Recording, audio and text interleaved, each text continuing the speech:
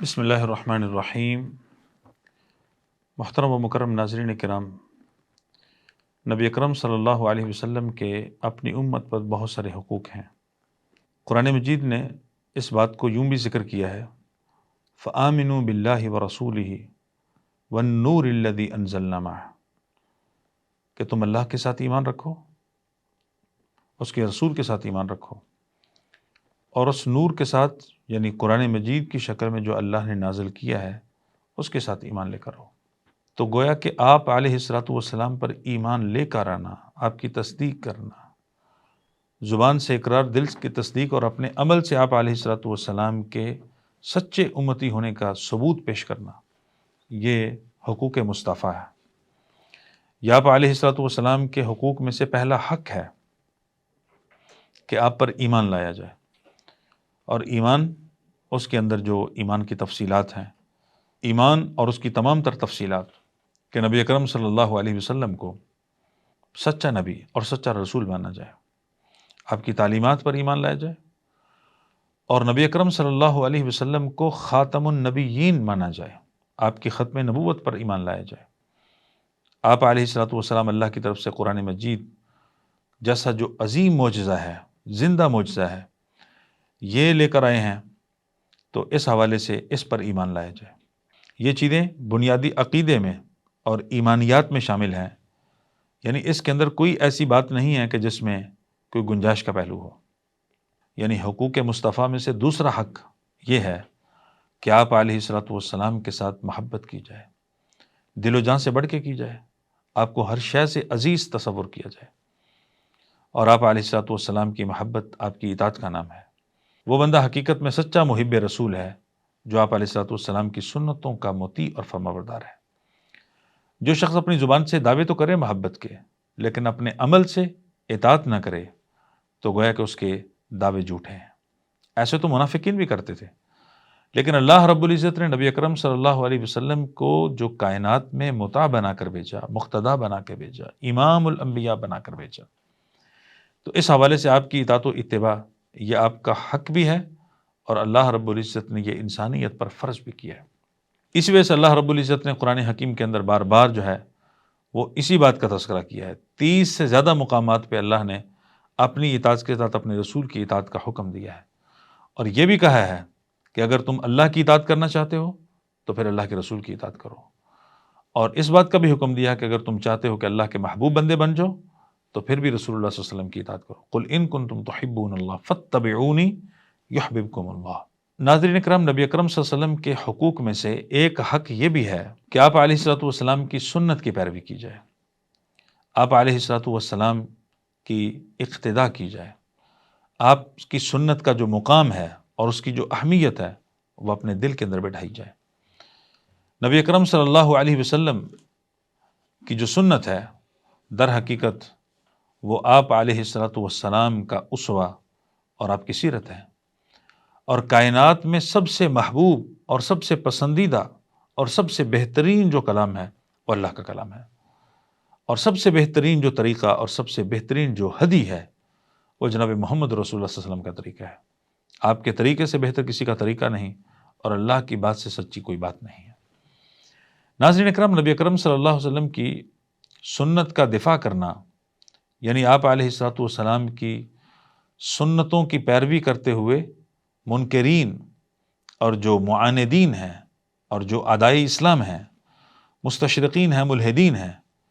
ان کو نبی اکرم صلی اللہ علیہ وسلم کی سنتوں کے اوپر جو اعتراضات ہیں ان کا دفاع کرنا، علمی اعتبار سے اور دلائل کی دنیا کے اندر ایسے دلائل ذکر کرنا کہ جو نبی اکرم صلی اللہ علیہ وسلم کی سنت کی حجیت کو ثابت کریں، ان کی آئینی حیثیت کو واضح کریں، تاکہ یہ پتہ چل جائے کہ حق کیا ہے اور باطل کیا ہے۔ قد تبین الرشد من الغی، اللہ نے تو حق کو باطل کو بالکل واضح کر دیا ہے۔ فمن یکفر بالطاغوت ویؤمن باللہ فقد استمسک بالعروۃ الوثقی، تو گویا کہ جو اس حق کے آنے کے بعد طاغوت کا انکار کرے گا اس نے مضبوط کڑے کو تھام لیا ہے۔ اور نبی اکرم صلی اللہ علیہ وسلم کی سنت کی اطاعت کرنا اور سنت کا دفاع کرنا یہ بھی نبی اکرم صلی اللہ علیہ وسلم کے حقوق میں سے ہے۔ ناظرین کرام، نبی اکرم صلی اللہ علیہ وسلم کے پاس ایک صحابی آتے ہیں اور وہ کہتے ہیں کہ اللہ کے رسول صلی اللہ علیہ وسلم قیامت کب آئے گی؟ تو آپ علیہ الصلوۃ والسلام نے فرمایا ما اعددت لها، تو نے اس قیامت کے لیے کیا تیاری کی ہے؟ تو وہ کہتا ہے اللہ کے رسول میں نے کوئی اور تیاری تو نہیں کی، بس اتنی سی تیاری کی ہے، میں اللہ اور اس کے رسول سے محبت کرتا ہوں۔ نبی اکرم صلی اللہ علیہ وسلم نے فرمایا کہ بس تو جس کے ساتھ محبت کرتا ہے قیامت کے دن تو اسی کے ساتھ ہوگا۔ اب دیکھیے ناظرین کرام، نبی اکرم صلی اللہ علیہ وسلم سے محبت، اور اس لیول کی محبت کہ جس میں انسان کا زندگی کا ایک ایک گوشہ اور ایک ایک وقت جو ہے وہ اس محبت میں گزرے، اور نبی اکرم صلی اللہ علیہ وسلم کی اطاعت و اتباع اور آپ کی سنت کا دفاع کرتے ہوئے اس سے سرشار ہو کر گزرے، یہ ایک مسلمان سے مطلوب ہے، اور اس کا ایک مسلمان کو حکم دیا گیا ہے۔ نبی اکرم صلی اللہ علیہ وسلم کا ایک حق یہ بھی ہے کہ آپ علیہ الصلوۃ والسلام پر درود و سلام پڑھا جائے۔ اللہ رب العزت، اس کے فرشتے نبی اکرم صلی اللہ علیہ وسلم پر درود و سلام پڑھتے ہیں، تو اللہ رب العزت نے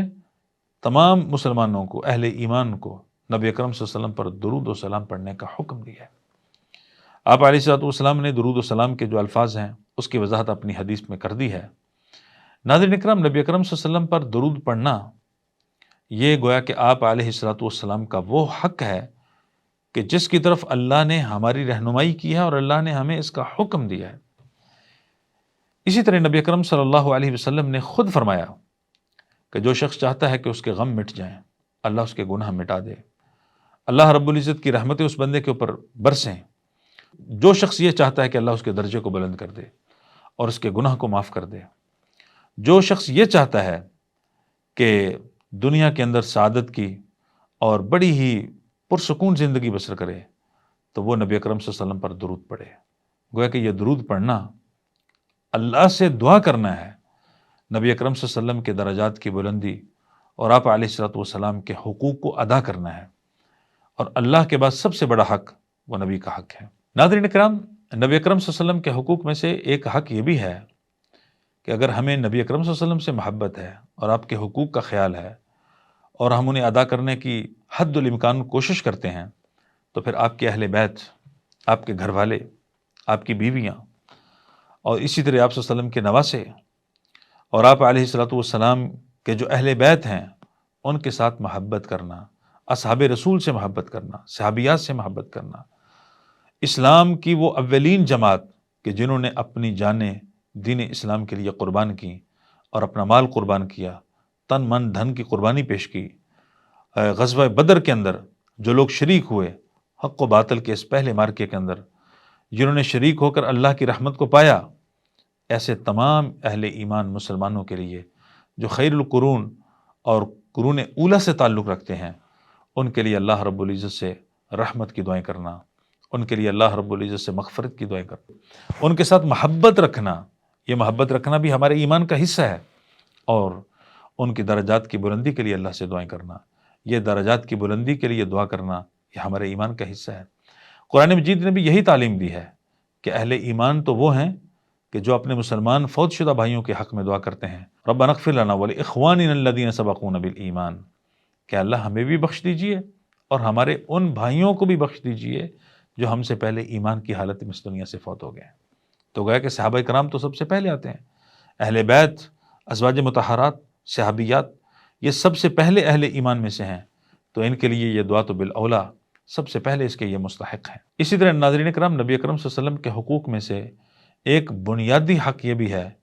کہ آپ کو خاتم النبیین مانا جائے۔ آپ صلی اللہ علیہ وسلم کی ختم نبوت، یعنی آپ آخری نبی، آخری رسول، آپ کے بعد وحی کا سلسلہ منقطع ہو چکا ہے، اللہ نے کسی نبی اور رسول کو قیامت تک کے لیے نہیں بھیجنا، آپ کی نبوت اور شریعت جو ہے وہ قیامت تک جاری اور ساری ہے، اور جو بھی اس کے بعد نبوت کا دعویٰ کرے گا وہ جھوٹا ہے، کذاب ہے، دجالوں میں سے ایک دجال ہے۔ ناظرین اکرام، نبی اکرم صلی اللہ علیہ وسلم کی ختم نبوت پر ایمان لانے کا مطلب یہ ہے کہ ہم دل و جان سے اس بات کو تسلیم کریں اور عقیدہ رکھیں، اپنے فکر اور منہج اور ایمان کا حصہ بنائیں کہ آپ علیہ الصلوۃ والسلام کو اللہ نے آخری نبی اور رسول بنا کر بھیجا ہے، آپ پر آخری کتاب نازل کی ہے، آپ کو اللہ نے آخری دین، دین اسلام دیا ہے، آپ نے اللہ کا پیغام کل انسانیت کی طرف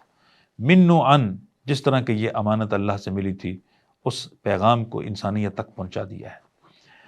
نبی اکرم صلی اللہ علیہ وسلم نے خود اس بات کی وضاحت فرمائی ہے۔ آپ نے فرمایا کہ انا خاتم النبیین لا نبی بعدی، میں خاتم النبیین ہوں، میں اس محل کی آخری اینٹ تھا اور میرے بعد کوئی نبی نہیں آئے گا، اور فرمایا کہ میرے بعد قیامت تک کے لیے کوئی نبی نہیں آئے گا، لا نبی بعدی۔ ناظرین اکرام، یہ نبی اکرم صلی اللہ علیہ وسلم کے حقوق ہیں اور آپ صلی اللہ علیہ وسلم کی سیرت کا بہت اہم پہلو ہے۔ اللہ سے دعا ہے کہ اللہ تعالی ہم سب کو حقوق مصطفیٰ یہ سمجھ کر، ہم اللہ سے دعا گو ہیں کہ اللہ تعالی ہمیں حقوق مصطفیٰ سمجھ کر اس پر عمل پیرا ہونے کی، انہیں ادا کرنے کی توفیق نصیب فرمائے۔ آمین یا رب العالمین۔